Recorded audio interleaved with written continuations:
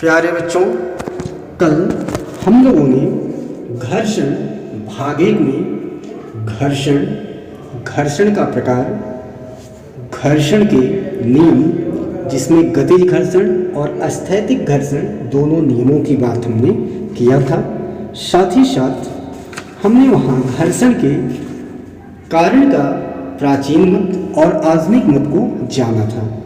आज हम घर्षण भाग 2 में घर्षण कोण, घर्षण गुणांक और घर्षण कोण में संबंध, घर्षण से लाभ और घर्षण से हानियां तथा घर्षण कम करने के उपाय को सीखेंगे।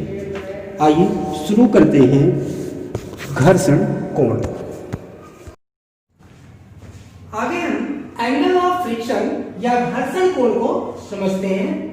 इसमें आपको कहना है कि सीमांत घर्षण की स्थिति में, किस स्थिति में? सीमांत घर्षण की स्थिति में जो तल का संपूर्ण प्रतिक्रिया बल है, संपूर्ण प्रतिक्रिया बल है P, अभिलंब प्रतिक्रिया बल R के साथ जो कोण बनाता है उसको आप घर्षण कोण कहते हैं, उसको अल्फा से इंडिकेट करते हैं। अब आप इसको इस तरह समझिए, ये कोई ग्राफ था हमारे पास जो कि किसी मेज पर रखा हुआ था।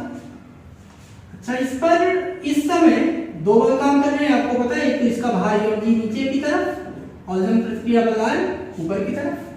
जब आप F बल लगा करके इसको इस दिशा में F बल लगा रहे हो क्षैतिज की दिशा में, तो होगा क्या? स्थैतिक घर्षण बल किधर काम करेगा? Fs इधर काम कर रहा है। किंतु सतह के समांतर और विपरीत दिशा में सापेक्ष गति की विपरीत दिशा, यही Fs की दिशा होगी। अब इसका जो संपूर्ण प्रतिक्रिया बल आप निकालना चाहो तो कैसे निकालोगे? ध्यान देना, यहां पर यही फिगर यहां बना है, ऊपर की तरफ लंब प्रतिक्रिया बल और इस दिशा में कौन सा बल? Fs। ठीक है, यहां पर Fs और ये R, ये दोनों क्योंकि बल है और बल राशि कैसी है? सदिश है, तो इसका एक परिणाम आप निकाल सकते हो। मान लिया कि ये अल्फा एंगल बनाते हुए ये गया और इसको आपने क्या कर दिया? P कर दिया। तो अब परिभाषा ये कह रही है कि सीमांत घर्षण की स्थिति में तल की पिंड पर संपूर्ण प्रतिक्रिया बल ये P और अभिलंब प्रतिक्रिया बल R के बीच बने कोण को घर्षण कोण कहते हैं। ये चित्र में यहां आपने अल्फा से इंडिकेट किया हुआ है। कोई दिक्कत नहीं हो तो अब हम घर्षण कोण और घर्षण गुणांक में संबंध सीखते हैं। आप यहां बढ़ा दीजिए, घर्षण कोण होगा घर्षण गुणांक में संबंध।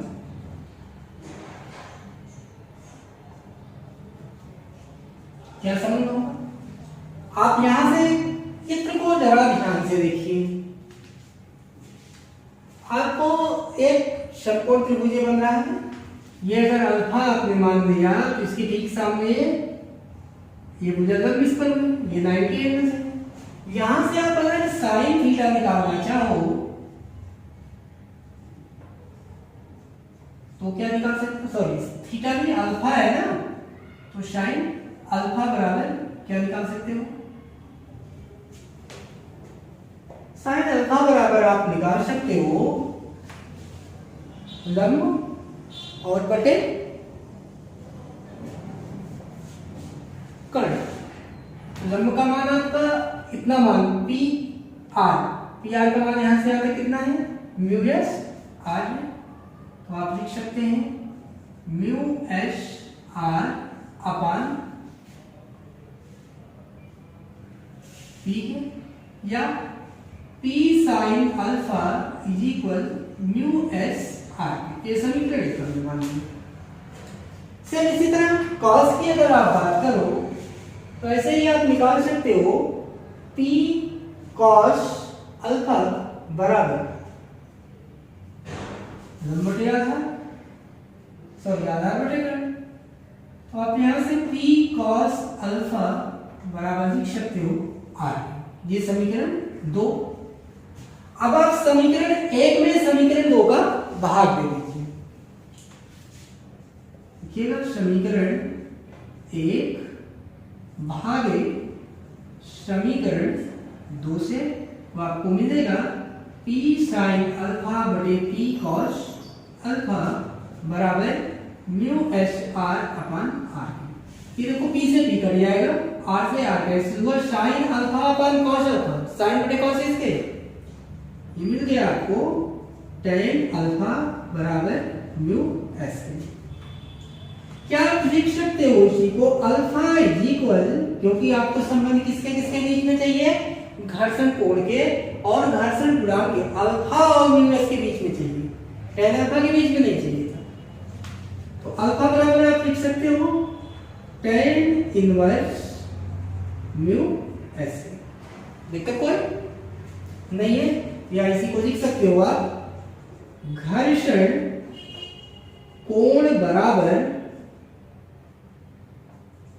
tan इनवर्स और म्यू एस किसको इंडिकेट करता है, स्थैतिक घर्षण गुणांक को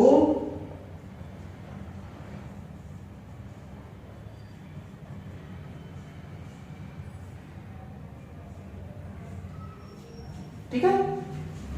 ये घर्षण कोण और घर्षण गुणांक के बीच में संबंध है। किसी आनत तल पर घर्षण में हम मानते हैं कि कोई एक गुटका हमारे पास है जो क्षैतिज से चित्रानुसार थीटा कोण बनाते हुए रखा हुआ है। ये हमारा क्षैतिज रहा और इससे थीटा कोण बनाते हुए यहां पर गुटका हमें कोई रखा हुआ है।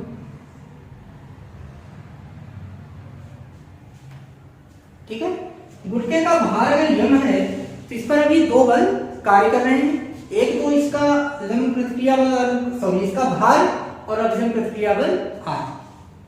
तो बच्चों इसके भार को हम क्या करते हैं कि इसके दो घटकों में वियोजित करते हैं। तो इसका जो भार यमजी था इसको हमने दो घटकों में वियोजित कर दिया, क्षैतिज और ऊर्ध्वाधर।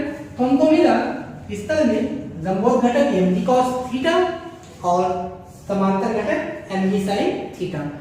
ये गुटके को जो फिसलने से रोक रहा है वो कौन सा घटक है, mg sin थीटा है, जो इस दिशा में कार्यरत है। अगर गुटके पर बल लगने वाला इस दिशा में रहा हो तो। और mg cos थीटा क्या कर रहा है, इसके भार को संतुलित किए हुए। तो क्षैतिज घटक और ऊर्ध्व घटक क्या हुआ, आप लिखिएगा तल के समांतर क्या मिला आपको, mg sin थीटा और तल के लंबवत mg cos theta.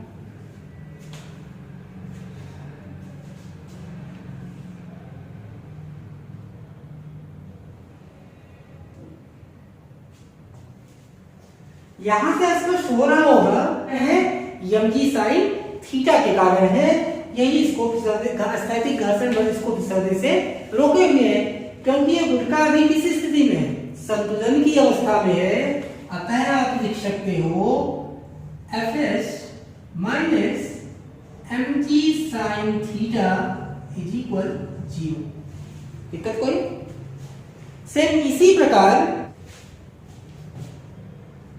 r minus mg cos theta बराबर 0। क्यों? क्योंकि सम प्रतिक्रिया बल r ऊपर की तरफ और mg cos थीटा इसी को संतुलित किए हुए हैं। अभी संतुलन में है तो ये काम करेंगे। इनको समीकरण 1 मान लीजिए, इनको समीकरण 2 मान लीजिए। अब आप मानिएगा कि इस थीटा के मान को आप बढ़ाते जाइए बिल्कुल यहां तक बढ़ जाए कि जब ये गुटका इस तल पर बिल्कुल फिसलने वाला हो, उस समय सीमांत घर्षण की स्थिति में आप मानिएगा कि थीटा कहां तक बढ़ रहा है, थीटा s हो रहा है। इसके बाद अब ये गुटका इस तरह से फिसल जाएगा। तब इस स्थिति में आपको क्या पता है, Fs बराबर क्या होता था, म्यू एस आर के होता था। अब यहां से Fs का मान यहाँ समीकरण में रख दीजिए, तो आप यहाँ लिखिएगा ये कहाँ से हम जानते हैं सीमांत घर्षण की स्थिति में ऐसा होता था। तो ये मान यहाँ रखिए, तो आपको मिला mu S R is equal M G sine theta, और थीटा की जगह कितना आपको रखना था, थीटा एस रखना था। अधिकतम मान हो रहा है ना, आप लिखिएगा थीटा का मान बढ़ाकर थीटा एस करने पर, ठीक है। सेम इसी प्रकार इस दूसरे वाले समीकरण को देखिए, यहां आप लिख सकते हैं R is equal M D cos theta S. इनको आप फर्स्ट का ए मान लीजिएगा और ये सेकंड का बी मान लीजिएगा। आप इन दोनों समीकरणों का आपस में फिर से भाग दीजिए, ये जो दोनों हैं, तो आपको मिलेगा एम जी से m g cancel, sine theta upon यानी कि tan थीटा एस बराबर म्यू एस के। ये तो स्थैतिक घर्षण के लिए हुआ, लेकिन अगर एक बार गुटके में गति आरंभ हो गई तो फिर थीटा एस से कुछ छोटे कोण के लिए भी इसमें गति एक समान बनी रहेगी। उस स्थिति में आप लिख सकते हो गतिज घर्षण की स्थिति में tan थीटा के अगर यस की जगह क्या मानना, उस समय म्यू के बराबर होगा, ठीक है। यानी कि थीटा के का मान यहाँ भी थीटा एस के मान से कम ही होगा। और बढ़ा सकते हो म्यू एस क्या है, स्थैतिक घर्षण गुणांक है, और म्यू के गतिज घर्षण गुणांक है। आइए आगे हम सीखते हैं लोडनिक घर्षण क्या है, ये टर्म हमारा छूटा हुआ था। देखो बच्चों, वास्तव में जो गतिज घर्षण है इसका दो प्रकार है। गतिज घर्षण का कितना प्रकार, दो प्रकार है। कौन कौन सा, एक तो सर्पी घर्षण आप कहते हो, और दूसरा लोडनिक घर्षण। बात को समझिएगा कि अगर कोई एक वस्तु दूसरी वस्तु की सतह पर सरकते हुए या फिसलते हुए गति कर रही है, कैसे, सरक करके या फिसल करके, तो जो उसके संपर्क सतहों के बीच में वह कार्य करेगा वो कैसा होगा, सर्पी घर्षण या स्लाइडिंग घर्षण होगा। और अगर कोई वस्तु किसी वस्तु की सतह पर लुढ़कते हुए गति कर रही है, सरकते हुए या फिसलते हुए नहीं, कैसे, लुढ़कते हुए गति कर रही है, तो इसके संपर्क सतहों के बीच में जो घर्षण का कार्य करेगा वो कौन सा होगा, लोडनिक घर्षण बल होगा। दिक्कत कोई, जैसे मैं कहूं कि आपके पास एक इस आकार का कोई सेम द्रव्यमान का ऐसी एक वस्तु है जिसका द्रव्यमान यह है, आकार लेकिन इसका स्क्वायर का है, और ऐसे ही इतने ही सेम पदार्थ का, यानी कि अगर स्टील का ये भी रहा तो स्टील का ये भी यम द्रव्यमान का ये भी पिंड है, लकड़ी के तख्ते पर ये भी रखा है, लकड़ी के तख्ते पर ये भी रखा हुआ है। एक बेलन आपके पास है और एक स्क्वायर। आपको क्या करना है, सेम बल यह बल लगा करके इसको मूव कराना है। यह बल इधर लगा रहे हो, इस पर यह बल इधर की दिशा में लगा रहे हो, तो ज्यादा देर तक गति कौन करेगा, ऑब्वियस बात आपका सब जवाब होगा सर, ये ज्यादा देर तक गति करेगी, क्योंकि इसकी गति कैसी है, रोलिंग फ्रिक्शन है, रोल करते हुए गति कर रही है, लुढ़कते हुए कर रही है। इस कारण किसी भी वस्तु पर किसी दूसरी वस्तु को सरकाने की अपेक्षा उस पर चीजों को लुढ़काना ज्यादा आसान होता है। इस कारण जो लोडनिक घर्षण होता है उसका मान स्थैतिक घर्षण या सर्पी घर्षण की अपेक्षा बहुत कम होता है। कैसा होता है, बहुत कम होता है। आइए हम लोडनिक घर्षण को और अच्छे से जान लेते हैं। आइए लोडनिक घर्षण को और अच्छे से समझते हैं कि जब कोई पहिया या कोई दृढ़ बेलन किसी दृढ़ समतल पर, ये समतल कैसा होना चाहिए, दृढ़ होना चाहिए, बिना रखता है, तो इन संपर्क सतहों के बीच में जो घर्षण बल कार्य करता है उसको आप क्या कहोगे? लोटनी घर्षण, वेलन घर्षण या रोजिंग फ्रिक्शन। क्या कहोगे? रोजिंग फ्रिक्शन, वेलन घर्षण या लोटनी घर्षण कहोगे। बात को ध्यान दीजिएगा थोड़ा सा कि जब कोई वस्तु किसी दूसरी वस्तु के सतह पर बिना फिसले लुढ़कती है, कैसे लुढ़कती है? बिना फिसले लुढ़कती है, तब उनके जो वास्तविक संपर्क क्षेत्र होते हैं या संपर्क सतहों के बीच में कोई आपेक्षिक गति नहीं होती है। यहाँ संपर्क सतह के बीच में कोई आपेक्षिक गति नहीं हो रही है। वस्तु के संपर्क बिंदु का वेग सतह के सापेक्ष शून्य होता है, जिसके कारण क्या होगा कि स्थैतिक घर्षण और गतिक घर्षण का मान भी शून्य हो जाएगा। परंतु इस संपर्क सतह पर इस वस्तु के भार के कारण एक छोटा सा गड्ढा बन जाएगी। गड्ढा आपको यहाँ दिख रहा है, जिससे निरंतर होकर के वस्तु निकलती रहती है। जैसे अभी यहाँ बना है, आगे पहुंचेगी ये सतह है तो यहाँ गड्ढा बन जाएगा। ये अपने भार के कारण इस संपर्क सतह पर एक गड्ढा बनाती जाती है, जिससे कि वस्तु निरंतर निकल रही होती है, जिसके कारण इस संपर्क सतह का एक घटक पृष्ठ के समांतर कार्य करता है, और यही जो घटक पृष्ठ के समांतर कार्य कर रहा है इसी को आप क्या कहोगे? घर्षण बल है। अब आइए हम जानते हैं कि घर्षण से लाभ क्या है और घर्षण से हानियां क्या है। किससे? घर्षण से लाभ और घर्षण से पहले लाभ जान लेते हैं। घर्षण से बहुत सारे लाभ है। जैसे मैं यहाँ व्हाइट बोर्ड पर इस मार्कर से लिख रहा हूँ, ये किसके कारण संभव है? घर्षण के ही कारण संभव है। दूसरा, आप जमीन पर खड़े हैं या कोई वाहन चल रहा है सड़क पर, हम या आप कोई सड़क पर चल रहे हैं, ये सारा कुछ किसके कारण संभव है? घर्षण के कारण संभव है। ये जो पहाड़ होते हैं इस शेप के, इनके ऊपर जो पत्थर पड़े रहते हैं वो सारे के सारे किसकी वजह से होते हैं? घर्षण की वजह से इनके भी होते हैं।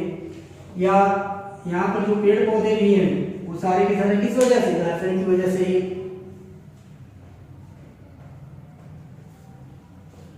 या दीवार में आप कोई चीज गाड़ते हो, वो सारा कुछ भी घर्षण के कारण ही टिका हुआ रहता है।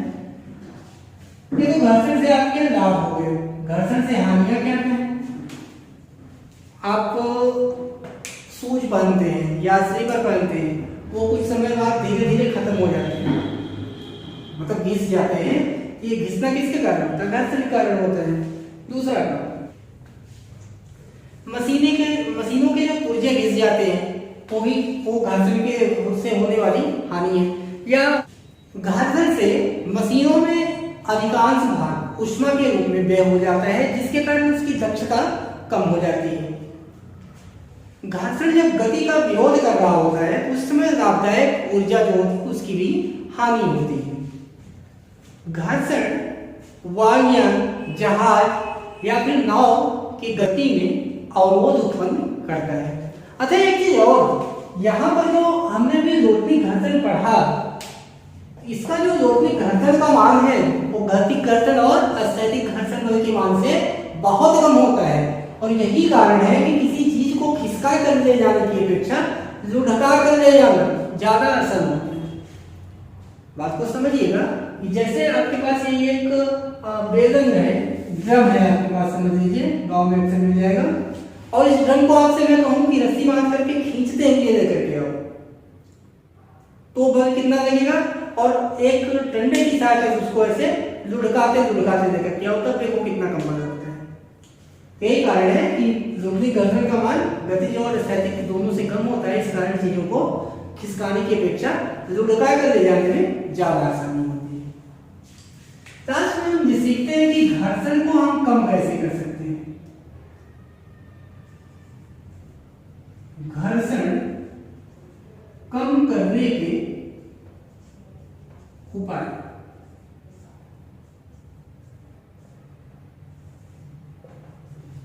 सबसे पहला काम तो स्नेहक के द्वारा, जैसे आप साइकिल चलाते हो, कुछ समय के बाद उसके चेन में आप क्या करते हो? ग्रीस या तेल डालते रहते हो। चैन में इसके ग्रीस मोबिल या ऑयल जाते रहते हैं, इससे भी घर्षण काफी हद तक रिमूव होता है। दूसरा उपयोग आप इसका कर सकते हो घर्षण को कम करने के लिए। आप यहाँ पर क्या लिखे हो,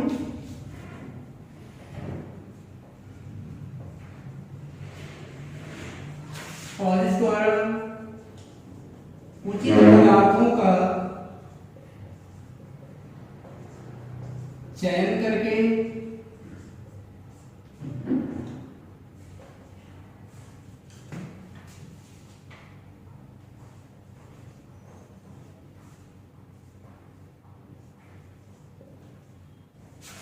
युक्ति के द्वारा और बॉल बियरिंग